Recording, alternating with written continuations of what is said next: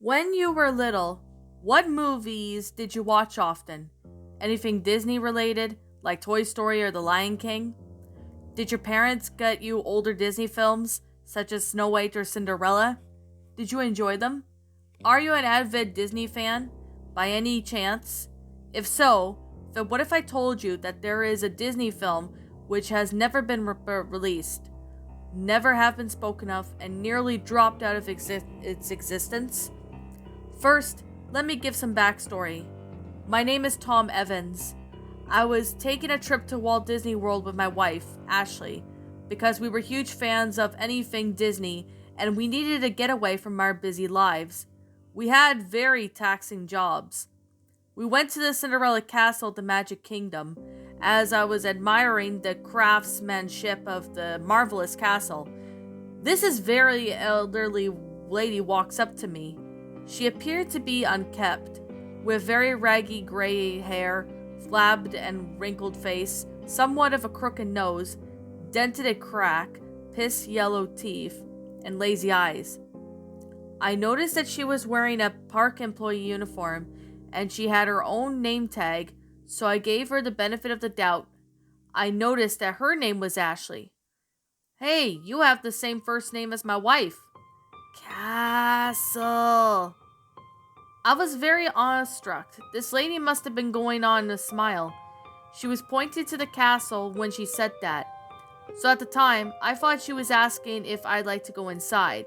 It struck me as odd as that she asked me that. I thought just anyone could actually go inside even if they wanted to. But thinking that it would be fun, I said yes. Once I was inside, it felt like as if I was in the most regal place in the world. I was in the castle's bedroom, and I was admiring the bed, and I saw something that looked out of place. There was a wooden desk next to the bed, and under its leg was a tiny scrap of paper. I picked it up and it read 8:37. I stuck it in my pocket, and then I noticed that Ashley wasn't around. I tried calling out to her on her phone, but I received no answer. Then I received a text from her saying that she went home early because she was feeling sick. She didn't seem to be at the slightest bit of ill when I saw her, but I believed her. Anyway, I went to my hotel room and I investigated the paper as much as I possibly could. I used a microscope on the back, and I actually found something that there was a name. Kelos. 837 Kelos. I immediately Googled at them, and the next thing I knew is my internet went down. I resetted the router and unplugged it back in, restarted my computer, and all that jazz. I wasn't going to have internet service for a while. As I was brainstorming, I always to get my connection up and running. I noticed something on the desktop, a lone folder that titled 837 Kelos was just sitting in the bottom right of the corner of the screen. I cautiously opened the folder, expecting something like a screamer to jump out at me.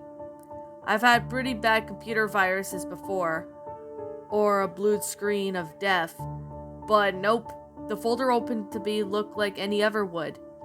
In it, there were 3 files: poster, PG, 837 text, and Kelos whip dip MPG. I opened the text file first, hoping just some sort of explanation. For 837 is RD, do not distribute. Well, I certainly helped me get to better of understanding things. Not. Next, I opened the poster. It must have been the film's promotional poster. It was Kelos intended to be a Disney movie, but never got realized. This poster was relatively dark. Felt like I was expecting from a lighthearted family company. I became really interested now. Kelos Whip MPG was the last file I needed to click on, and the runtime was 17 minutes. It then hit me that the whip file from the name stood for Work in Progress. If this was truly an unreleased movie, it must have been canceled early on. My gut had a feeling that it was there for very good reasons. I opened it in VLC, and was nearly at the verge of my seat. Half of me was excited, for I was going to see something that Disney had kept hidden for so long, and that nobody had any idea of its existence. Half of me was anxious, because I didn't know what this film was going to be about, and I kept thinking of the old lady. She must have had something to do with this, but I would never find out what. The film is shown from its work print form, judging from its even worse than a VHS quality. At the timestamp in the top left corner, the date below it, August 3rd, 1987, and the property of Walt Disney Company, do not distribute. On the bottom of the screen, other than those texts, there was only blackness and VHS like audio fuzz for a minute. About 2 minutes into the 4 seconds of the word Kelos was slowly fading into view. It was colored in a dry red, and it stayed like that for about 15 seconds. Then it disappeared like that in a flash. Quite the opening for a title. After about 20 seconds of blackness, a picture of lush, green field fades in. Now it seems that something Disney would do. Except there's still that grating fuzzy noise, and it was the actual photograph. It cuts to a picture of a field with flowers, with a night sky which was missing stars.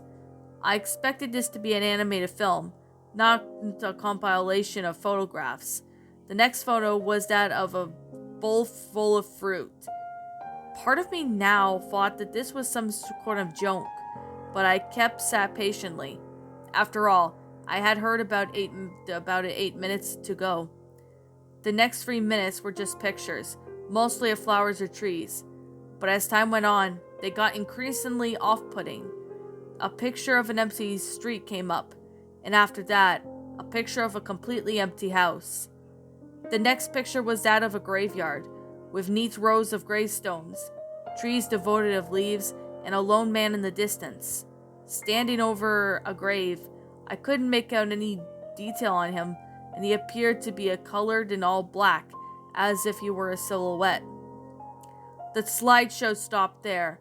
When the timer was about 8 minutes in, the picture zoomed in at the snail's pace, and it moved so slow that if you could only notice that it was zooming in if you put your face up against the monitor.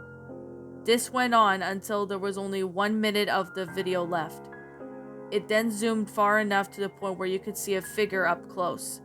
Now it was no longer looked like a shadow, but rather a human being. A human being who seemed familiar. Here, very familiar. From what I could see, the human being was an old lady who had long, unkempt, stringy hair and crooked nose. On the very last frame, it then cut to a picture of a front view of a gravestone. Ashley Evans was engraved on the nameplate. The monitor went completely black, and I could see my face, and my nose was a little longer than I remembered, and my hair was longer and somewhat stringy. I haven't seen my wife since. I tried filing a missing persons report, but they kept denying me for some reason. I needed to head off for now. My teeth are in a lot of pain.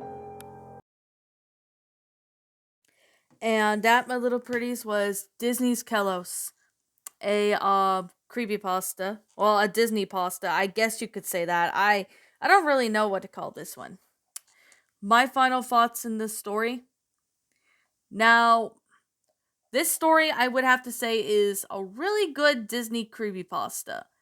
I'm not gonna really lie about this. This story honestly was really well made of its own self. Now, to be completely honest, I actually heard of this story from Gory Parodies, who narrated this story about 7 years ago, as well as a few other people. And the recent narration I just watched was Seabass's narration and the Formidable Robot. So I gotta say that this is honestly about a lost Disney movie that was originally going to be released, but it was never released to the public, and it was like in progress, so you got to see a little bit of or hear a bit about what the film was going to be about. Now, I know this is like an older story, but I have to say, I'm very impressed with how well made this story went out. Like, I actually thought that this one was a really well made story. I have to say, the grammar of its own self was good, although there were a couple of punctuation errors in the story, so the story was a bit hard for me to read. The sentence structuring worked out pretty good, as well as the storyline, but I also like the concept of it. It's not cliched as hell like every other creepypastas, but this one seems to be good. And I gotta be honest, this story honestly has a very well made concept. I definitely like how well this story was going to be. Like, I love how well made the story was. There was a lot of great concept, as well as the good concept of this story. Now, I mean, I gotta be honest, I actually never heard of this story until, well, I've listened to Gory Parody's narration and a few other people who narrate this as well. This story is honestly one of the most well-made creepypastas I have ever seen. I mean, I've seen other ones, but I have to say this story was definitely something. It has a very well-made plot line, very good storytelling, and I honestly really like how this movie went out. Well, of what it was going to be, and it actually has a pretty good creep factor into it, but it wasn't really that scary. That might be the only thing I didn't, that I saw in the story was that it seemed like it was supposed to be scary, but I couldn't really see more scare factor. If there was more fear factor into the story, then yeah, this story would definitely get a higher but it's still pretty good whatever it was. But does that change the rating of what I'm going to give this story? No, it doesn't. Also, to the author of the story, if you somehow manage to come across this video and you happen to be the author of the story, please let me know in the comments below so then I can make sure to give you proper credit that in the description and all that. I just thought, I go ahead of my way and say that in case if the author manages to find this. So, I guess with that being said and with that being the case, like I'm going to say, this is just simply my own personal opinion. If you happen to disagree with me, that's fine too. We're all entitled to our own opinions in regards to these creepypastas, and this is simply my own personal thoughts. My final rating of the story would have to be a 10 out of 10. It's a very good, enjoyable story. It's not cliched like any other, well, lost movie or something pastas, but it honestly has a really good concept that, will work out. I honestly could see this being the case. Who really knows? I know Disney had, canceled a lot of movies that they were originally going to release, but they end up canceling, throwing the idea in the garbage or something like that. But I still find this story to be enjoyable, well made, and it's just perfect. That's one of the things I can definitely say about this story. Anyways, what did you guys think about this story? Did you all enjoy it? Did you all not? Also, what we have done personally to help make this story a lot better? Feel free to leave me know your thoughts down in the comments below. I'm the Queen of Lions. Thank you so much for watching today's episode. And if you're new to this channel, be sure to like, comment, and subscribe because I make brand new videos every single day. Don't forget to ring the notification bell when I upload so that way you guys will not miss an upload. And as always, please roll the outro because I'm out.